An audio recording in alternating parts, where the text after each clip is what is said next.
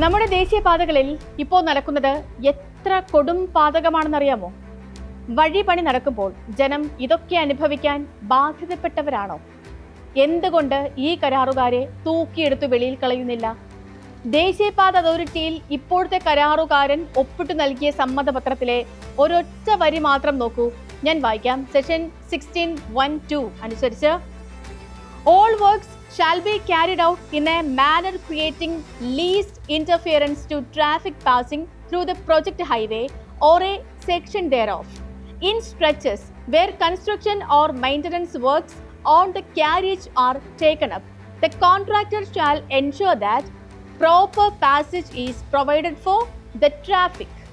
എന്ന് വെച്ചാൽ എല്ലാ അറ്റകുറ്റപ്പണികളും നിർമ്മാണങ്ങളും നടത്തുന്നത് അതുവഴിയുള്ള ഗതാഗതത്തിന് തരുമ്പ് പോലും തടസ്സമുണ്ടാകാതെ ആകണമെന്ന്. പാതയിലാണ് നിർമ്മാണമെങ്കിൽ കൃത്യമായൊരു ബദൽ മാർഗം നിർമ്മിച്ചിരിക്കണം. ഈ 2 വരികൾ മാത്രം മതി ദേശീയപാതകളിൽ ഇപ്പോൾ നടക്കുന്ന മുഴുവൻ നിർമ്മാണവും നിർത്തിവയ്പ്പിക്കാൻ. കരാർ അവസാനിപ്പിച്ച് അവർക്ക് പിഴയിടാനും ഈ വ്യവസ്ഥകൾ മാത്രം മതി. പക്ഷേ നടപടിയെടുക്കേണ്ടവർ ആരാണ്? അത് ദേശീയപാത അതോറിറ്റിയാണ്. രാജ്യത്തിന്റെ തെക്കേ അറ്റത്തെ ഇപ്പണിയിൽ ഒരു താല്പര്യവുമില്ലാത്തവർ കുംഭകർണ നിദ്രയിലാണ്. സ്പോട്ട്ലൈറ്റ് ആരംഭിക്കുന്നു. എങ്ങനെ കഴിയുന്നു ഈ ജനതയെ ദേശീയപാതയിൽ ഇങ്ങനെ നിർത്താൻ? Where it is not possible or safe to allow on part width of the carriageway, a temporary diversion of proper specifications shall be constructed by the contractor at its own cost. അതായത് നിലവിലെ വഴിയിലൂടെ ഗതാഗതം സാധ്യമല്ലെങ്കിൽ സ്വന്തം ചെലവിൽ മതിയായ ബദൽ ഗതാഗത സംവിധാനം കരാറുകാരൻ തന്നെ നിർമ്മിക്കണം. ഈ കേരളത്തിലെ ദേശീയപാതയിൽ കൊരട്ടിയിലും കോട്ടയിലും പേരാമ്പ്രയിലും പുതുക്കാടും ആമ്പല്ലൂരും ഒക്കെ മേൽപ്പാലവും അടിപ്പാലവും പണിയാൻ കരാറുകാർ ഒപ്പിട്ട് കൊടുത്തതിലെ ഒരു വാചകമാണ് ഞാനിപ്പോൾ വായിച്ചത്. ഇനി ആ കരാറിലെ മറ്റൊരു വരി കൂടി വായിക്കാം, അപ്പോഴേ കഥ പൂർത്തിയാവുകയുള്ളൂ. ആ വരി ഇങ്ങനെയാണ്: The contractor shall take prior approval of the authority's engineer for any proposed arrangement for traffic regulation. ഇപ്പോൾ ദേശീയപാതയിൽ ഉണ്ടായിരിക്കുന്ന ഗതാഗത കുരുക്കിന് ദേശീയപാത അതോറിറ്റിയുടെ എഞ്ചിനീയറും ഉത്തരവാദിയാണ് എന്നർത്ഥം. എഞ്ചിനീയറുടെ മുൻകൂട്ടി അനുവാദം വാങ്ങി വേണം ബദൽ പാതയൊരുക്കാൻ എന്ന് വളരെ കൃത്യമായി എഴുതി വച്ചിട്ടുണ്ട്. ബദൽ പാത വെറുതെ പണിയുക മാത്രമല്ല, ദേശീയപാതയുടെ നിലവാരത്തിൽ ടാറ് ചെയ്തും ആവശ്യമായ സൈൻ ബോർഡുകളൊക്കെയും സ്ഥാപിച്ചും ബാരിക്കേഡുകൾ നിർമ്മിച്ചും സുരക്ഷിതമാക്കണമെന്നും ഈ കരാറിലുണ്ട്. ഇതൊന്നും ചെയ്യാതെ തോന്നിയതുപോലെ വഴിതിരിച്ചു വിട്ടിരിക്കുകയാണ് ഇപ്പോൾ ജനതയെ. മേൽപ്പാലം പണിയുന്നിടത്ത് എവിടെയെങ്കിലും ഉണ്ടോ കുണ്ടും കുഴിയുമില്ലാത്തൊരു വഴി? ടാർ ഒഴിക്കുക പോലും ചെയ്യാതെ, ഒന്ന് റോളർ കയറ്റി ഇറക്കുക പോലും ചെയ്യാതെയാണ് ഇപ്പോഴത്തെ ബദൽ മാർഗങ്ങളെല്ലാം ഒരുക്കിയിരിക്കുന്നത്. For the avoidance of doubt, it is agreed that the contractor shall be at all times be responsible for the operation of the project highway. അതായത് സംശയം എന്തെങ്കിലും ഉണ്ടെങ്കിൽ അതുകൂടി മാറ്റാനായി എഴുതി വച്ചിരിക്കുന്നതാണ് ഇപ്പോൾ ഞാൻ വായിച്ച ഈ വരി. അതായത് എല്ലാ സമയത്തും കരാറുകാരൻ തന്നെയായിരിക്കും ഇതിന്റെ പൂർണ്ണ ഉത്തരവാദി എന്ന് അരക്കിട്ടുറപ്പിച്ചിരിക്കുന്നതാണ് ഈ വരി. ഇനി ഈ കരാറിൽ 14(4)(1) പറയുന്ന ഒരു വരി കൂടിയുണ്ട്.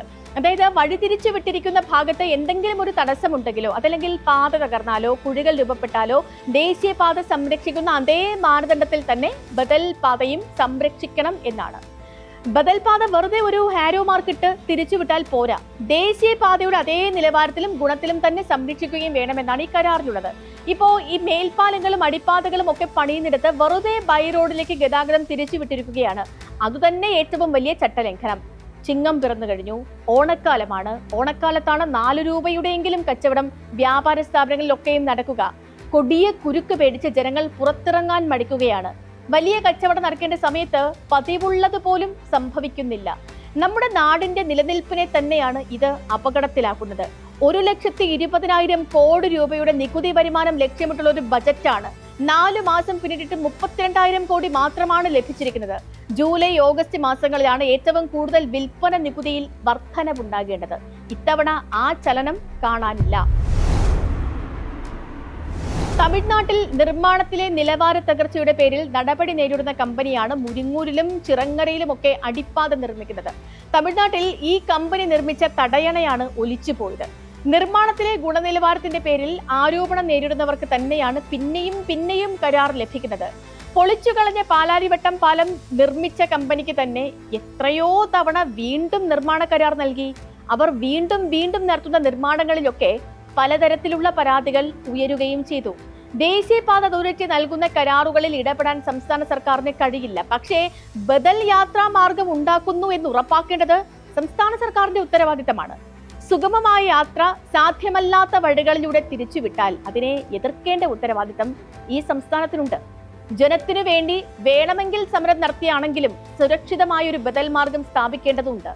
സ്വാതന്ത്ര്യദിനത്തിൽ 18 മണിക്കൂറാണ് തൃശൂർ എറണാകുളം പാതയിൽ ഗതാഗത കുരുക്കുണ്ടായത്. സ്ത്രീകളും കുട്ടികളും ഒക്കെ സഞ്ചരിക്കുന്ന വാഹനങ്ങൾ 5-6 മണിക്കൂർ എടുത്താണ് 15 കിലോമീറ്റർ ദൂരം കടന്നത്. ഈ സമയത്ത് പ്രാഥമിക സൗകര്യങ്ങൾ പോലും ലഭ്യമായില്ല എന്നുകൂടി നമ്മൾ ഓർക്കണം. ഇങ്ങനെ ഒരു ശിക്ഷ ഏറ്റുവാങ്ങാനുള്ള ഒരു കുറ്റവും ഇന്നാട്ടുകാർ ചെയ്തിട്ടില്ല. സുഗമമായ യാത്ര സാധ്യമായ റോഡിൽ മാത്രമാണ് ടോൾ പിരിക്കാൻ അനുവാദമുള്ളത്. എന്നാൽ ഇത്രയേറെ വഴി പൊളിച്ചിട്ടും നിർബാധം ടോൾ പിരിവ് നടക്കുന്നുണ്ടായിരുന്നു. പിരിവ് നിർത്തിവെക്കാൻ ആദ്യം ഹൈക്കോടതി ഉത്തരവിട്ടു. ആ ഉത്തരവിനെതിരെ കമ്പനി സുപ്രീം കോടതിയിൽ പോയി. പാലിയക്കരയിലൂടെ കടന്നു പോയപ്പോഴുണ്ടായ സ്വന്തം അനുഭവം ചീഫ് ജസ്റ്റിസിനു തന്നെ വെളിപ്പെടുത്തേണ്ട സ്ഥിതിയുണ്ടായി. എസ്കോർട്ട് വാഹനം ഉണ്ടായിരുന്നിട്ട് പോലും കടന്നു പോകാനുണ്ടായ ബുദ്ധിമുട്ടാണ് ചീഫ് ജസ്റ്റിസ് വെളിപ്പെടുത്തിയത്. സ്വന്തം പരാധീനതകളും കഷ്ടപ്പാടുകളും മാത്രം അകമ്പടിയായുള്ളവരാണ് സാധാരണക്കാർ.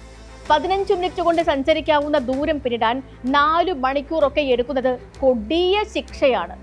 ദേശീയ പാതയിൽ ഇറങ്ങുക എന്നാൽ ജീവപര്യന്തം തടവ് പോലെയാണ്. എപ്പോഴാണ് തിരികെ കയറാൻ കഴിയുക എന്ന് ആർക്കും ഒരെത്തും പിടിയുമില്ല. പ്രാഥമിക ആവശ്യം നിർവഹിക്കാനുള്ള പരോള് പോലും ഈ പാതയിൽ കയറിയാൽ കിട്ടാനും പോകുന്നില്ല.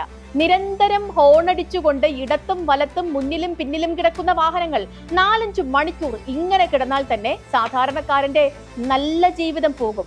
വിഴിഞ്ഞത്തും വല്ലാർപാടത്തും ഒക്കെ കണ്ടെയ്നറുകൾ ടെർമിനലുകൾ പണിതാൽ മാത്രം പോരാ, ആ കണ്ടെയ്നറുകളുമായി വാഹനങ്ങൾക്ക് സഞ്ചരിക്കാനും കഴിയണം. ഒരു കണ്ടെയ്നർ ലോറി മുന്നിൽപ്പെട്ടാൽ 100 കാറുകൾ പിന്നിൽപ്പെടുമെന്നതാണ് ദേശീയപാതകളിലെ ഇപ്പോഴത്തെ സ്ഥിതി.